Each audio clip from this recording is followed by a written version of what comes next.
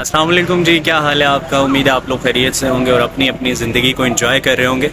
میں ہوں آرجے اور آپ میرا یوٹیوب چینل دیکھ رہے ہیں۔ آپ کو خوش آمدید کہوں گا ایک نئے ولاگ میں۔ آج ہماری جو بات ہو رہی ہے وہ یہی ہو رہی ہے کہ ہم زندگی میں کسی شخص کی زندگی میں جو ہے وہ ایز اے 12th مین، جسے کرکٹ کی سینس میں کہا جاتا ہے، اور 12ویں کھلاڑی کا کردار ادا کر رہے ہوتے ہیں۔ جب کوئی اویلیبل نہیں ہوتا تب ہماری ضرورت پڑتی ہے۔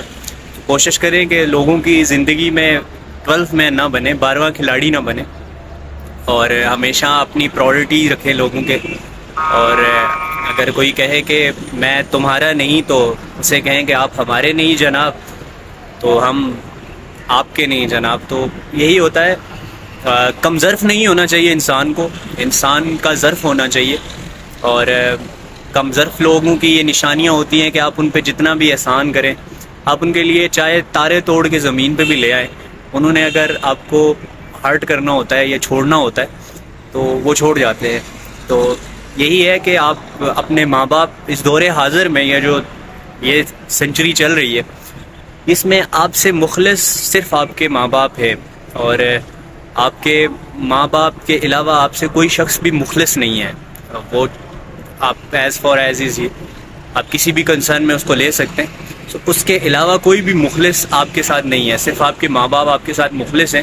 تو کوشش کریں کہ ان کے ساتھ آپ مخلص رہیں، ان کی خدمت کریں، اور اپنی تمام تر زندگی کا میرا یہی ماننا ہے کہ اپنی جو بھی طاقت ہے، جتنا کچھ کر سکتے ہیں اپنی ماں باپ کے لیے کریں، اپنے بہن بھائیوں کے لیے کریں، نہ کہ آپ کسی ایسے ریلیشن میں یا ایسی انزائٹی جیسے اور ڈپریشن جیسے موذی مرض میں مبتلا ہو جائیں کہ دور حاضر میں جو رشتے ہیں وہ ڈپریشن اور انزائٹی کے علاوہ اور کچھ بھی نہیں ہے۔